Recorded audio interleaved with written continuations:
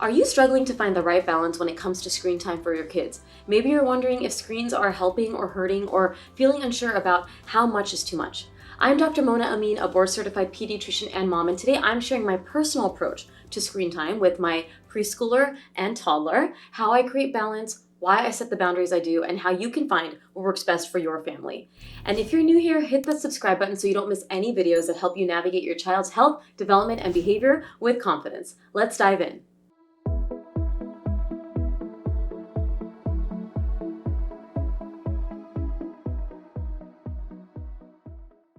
The American Academy of Pediatrics, or AAP, provides helpful guidelines for screen use based on children's age.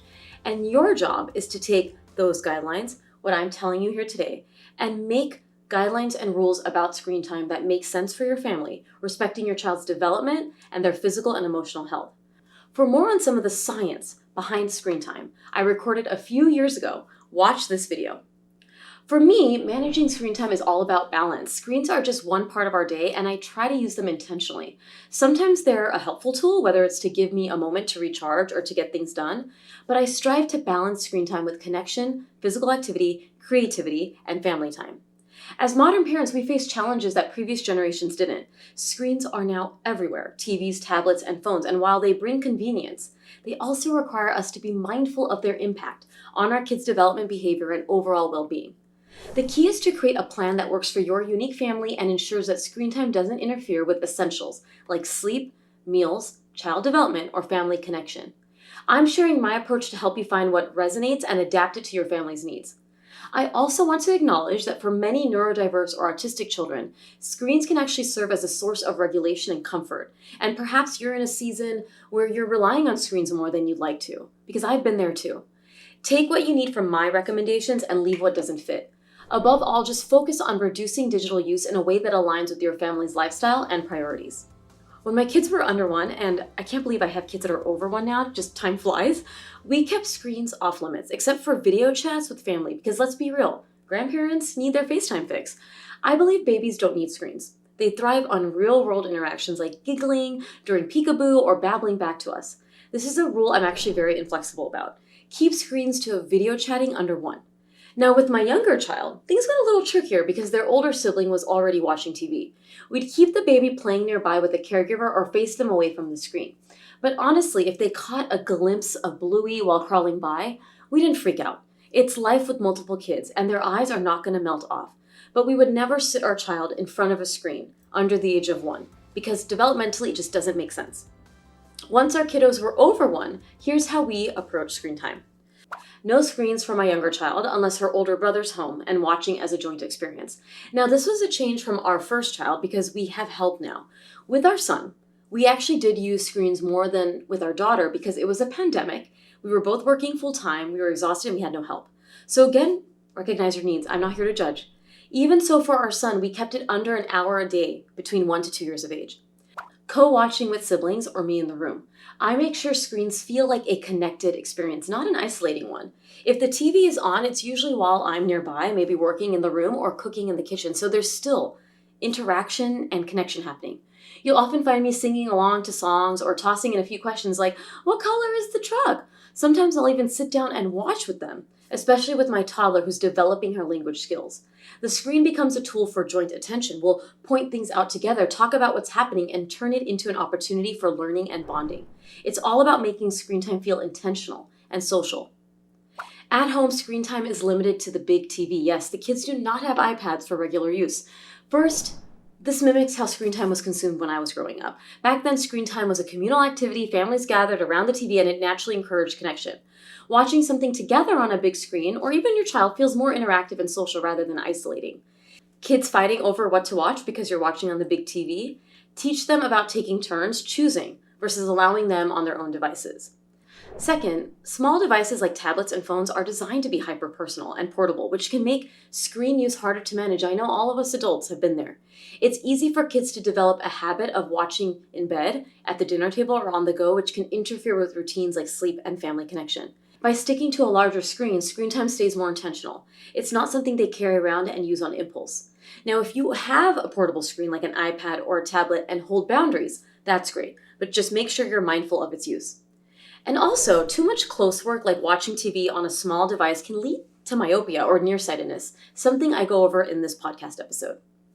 For meals, typically no screens at the table for us. It's the perfect time to chat about our day, listen to our favorite music, talk about what we're grateful for, and engage with the kids. As parents who work and don't spend as much time as an at-home parent with our children, it's also a great opportunity for connection. Also, here's the thing. When kids are glued to a screen during meals, they're not tuned into their body's hunger or fullness cues. Suddenly, eating becomes a mindless activity. And they might overeat, undereat, or just poke at their food because they're too busy watching a cartoon or a television show. Meals are also a chance for kids to discover the magic of food, textures, flavors, smells, all the little sensory details that help them build a healthy relationship with eating. Screens turn all that into background noise, and that's just too good an opportunity to miss. Now, sometimes we're watching a sports game as a family, and that is intentional communal use as we're watching TV while we eat and making it a social experience. At restaurants, screens are our last resort, and we rarely use them at restaurants. Or we use it if other kids are watching in our group and our kids are feeling left out and they want to. Most of the time, we keep it old school, walking around until the food arrives or bringing fun activities like coloring books or small toys, just like we did when we were kids. When the food arrives, we focus on eating and enjoying the meal together. Occasionally, if our children finish eating and my husband and I are still enjoying dinner, we might let them watch something. But that's the exception and not the rule. For us, dining out really is about connection, conversation, and keeping the focus on the experience and not the screen. The reason for this, eating out or eating is a social activity for us, and we want to encourage patience, encourage boredom, because from boredom, creativity can come. Like the other day, my son and I went to dinner on a dinner date, and we don't have screens, and we played air hockey with a plastic lid. We were just flicking it back to each other while we waited for our food. It was so fun, and no screens were involved. And we also don't want our children to become reliant or expect that this is the norm when they go out, that the moment they sit down at the table that they're getting a screen. Like we said, this is the exception, not the rule. We also have a no screens in bedrooms rule, which means we do not have any televisions in bedrooms, no iPads in bedrooms, and plan to not allow this as they get older to minimize use in spaces of sleep. Now, if our child is a teenager and needs a screen for schoolwork, we will make exceptions to this rule. No screens on during play. Now, if we're playing with our children, we don't have the TV on in the background because it's playtime. It's not have the TV on time. Occasionally, we will have music on that we enjoy as a family while we play as well. Unlimited video chatting. Grandma calling, awesome. Catching up with a friend, amazing. We don't count this at all towards screen time use because it's intentional, social, and there's reciprocity. There's smiles, there's questions, and there's interaction. That being said, we as parents sometimes limit video chatting because we end up being the translator, translating toddler or preschooler talk to the grandparents or family members, or we're chasing around a kid with our phone and it's just not an enjoyable experience. For travel, on flights after 1 year of age, we allow our child to use a tablet, but we also bring other activities like card games and toys, buckle toys for our toddler. Our son has an iPad which is locked away and it's his travel iPad and we give him full use on flights. He knows this is the rule and loves having his iPad on airplanes. How we see it is we as adults are eating snacks and watching stuff on a plane, so can our child. Our toddler can watch too, but she's usually too wiggly to want to watch for so long, so we bring books and toys.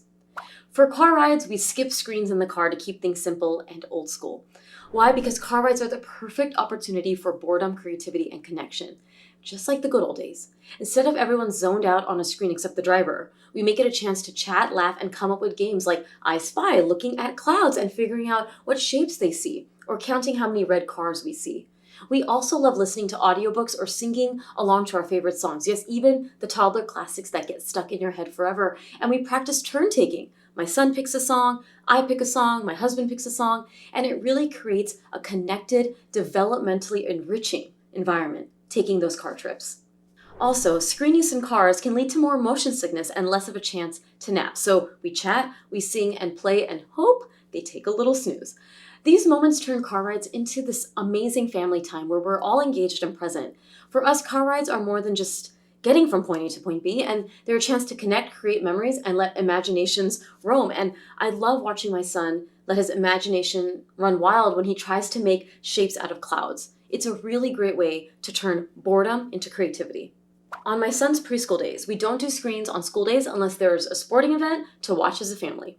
On weekends, we're more flexible about screen time. We actually don't have major rules or numbers. If we're outside and physically active, we don't worry as much about screen use. Sometimes we watch a movie or a television show. My daughter will watch with my son on the couch, and we usually try to do a session in the morning or the afternoon and balance the rest with playtime or other activities. We spend a lot of time outdoors. We spend a lot of time doing physical activity, which is why I don't worry so much about an hour, 2 hours, 3 hours in the grand scheme of things when we live a very healthy, active lifestyle. On sick days, we treat this more like the weekends. Flexibility is allowed here as long as rest, meals, and other play, whatever they can do because they're sick, is possible. Because how I see it when I'm sick, I want to sleep and maybe catch up on my favorite show.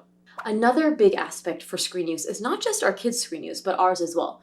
We put our phones away during dinner time since this is our protected time, and also during play. Occasionally, we may look at the phone, especially if they're watching their own TV show on the television, but we monitor our use to set an example for our kids. How I see it, I want our children to know that we value their time and that we are there for them when we are spending time with them, that I'm not distracted and that I'm not working and then going back to them and not really present. And this can be really hard for me as someone who has a platform that's online, my social media channels, YouTube, podcasts, all of that. But I notice when it's too much. I notice when I'm literally spending time more on my phone than with my kids, and I put the phone away. It's really an easy way to model healthy screen use for your child. Another big thing we do is watch for behavioral changes with screens. When it comes to screen use, we do watch for the following: inability to transition after the show or zoning out. If our children have meltdowns after programming, we would consider either changing the type of programming or limiting the time. My son was more prone to this even as he got older, so it was important to be clear about screen time boundaries. If he zoned out, where I couldn't get his attention, or there's repetitive eye blinking, we also would take a break. These are all things I watch for with screen use with my kids. And as a reminder, as you're watching me on this screen, ironically, if you're finding this video helpful, be sure to subscribe so you can get more content like this on child health, development, and behavior. Setting boundaries around screen time can feel challenging, but it's all about clarity, consistency, and following through with your screen time vision. As caregivers, we define our screen time philosophy, intention over default, and stick to it. Here are some relatable ways we set boundaries and encourage cooperation while also handling meltdowns when they arise. We incorporate screen time into our routine, but ensure it's not the main focus of the day. Screens are only allowed after key activities like outdoor play, meals, or schoolwork, so they don't become the first or only thing our kids turn to. To make transitions smoother when our son was younger, we used timers to set clear limits, letting my child know how much time they have. When the timer went off, he would help turn off the screen, which gave him a sense of ownership and responsibility. I also provide a 5-minute warning before screen time ends to reduce surprise and make the transition easier. An example of what this can look like when the timer goes off. Hey, the timer's off, screen time's over. Do you want to press the remote or do you want me to? This allows them some sense of control after the boundary has been set. I generally prioritize educational content or content that has positive messaging, so shows that teach problem solving, empathy, kindness, or creativity are all great options. While we allow fun content like Spider-Man now and then, my kids are obsessed with Spidey and his friends, or Bitey as my toddler calls it, I aim for variety to balance engagement over passive watching. Kids are more likely to cooperate when they feel involved in decisions. I talk to my preschooler about why we have limits on screens and offer choices within our boundaries. For example, do you want to watch X or Y? Give them 2 options and let them decide. Would you like to watch for 20 minutes now or 20 minutes after lunch? You set the duration, but let them decide. We often say 2 episodes or 1 episode instead of minutes. Giving them a say empowers them to make decisions and feel like they're involved, but you're still the boundary setter. Even with the best plans and preparation, meltdowns can still happen when it's time to turn off that screen. Trust me, I've been there. When they do, I remind myself that this is about big emotions, not manipulation. I take that deep breath, keep my tone calm, and steady myself for the moment. I validate their feelings by saying something like, I know, you really wanted to watch. I love watching this too, but it's okay to feel upset, but it's time to turn off the TV. To give them that sense of control, I'll ask, do you want to turn off the TV or should I? This small choice can make a big difference in how they handle the transition. Once the screen is off, I quickly redirect their attention to something engaging, like playing with a toy or going outside or starting another favorite activity. Most importantly, I stay consistent. Once a limit is set, I don't backtrack. This helps reinforce that boundaries are non-negotiable and teaches my child that even though stopping screen time is hard, the rules are there for a reason. To avoid unnecessary struggles, we also have a clear schedule. So my son may wake up and we'll say, hey, we're going to have this and you can watch your TV show after lunch or after you wake up from your nap. If they know when screen time will happen, they're less likely to beg or argue for it at other times. And we also offer engaging other activities, screen-free activities that can fill the gap, like crafts, books, outdoor play, activities, so that they're not always thinking about screens. Creating balanced screen time rules involves considering your child's development, family needs, and overall well-being. Here's how to craft an intentional approach. Start early with intentional use. Before 1 year, avoid screens, except for video chats, focusing on independent play or play with another sibling or play with a caregiver. 1 to 2 years, co-watch screens to foster language and connection, using them as a tool for development and not the rule. Set clear boundaries. Screen-free zones, keep screens out of the bedrooms, mealtime, and during play to promote mindfulness and connection. Delay personal devices. Avoid iPads until 3 to 4 years of age, sticking to communal screens like TVs for social viewing, even after that to minimize dependence and protect visual health. Prioritize quality content. Choose educational and positive shows, avoiding overly stimulating programs with bright colors and fast-moving images that can make transitions harder for many children. Encourage cooperation. Use timers and let kids help turn off screens to build responsibility. Offer choices like picking between 2 shows or how much time, and adapt to context. Be flexible on sick days, weekends, or travel, balancing screens with other activities like books or toys. This is key to avoid guilt around screen use. Model healthy habits. Limit your own screen use during meals and playtime to set up positive examples, and set healthy transitions. Use visual timers, validate feelings, and redirect to engaging activities if meltdowns occur, and incorporate it as part of a routine so they know what to expect.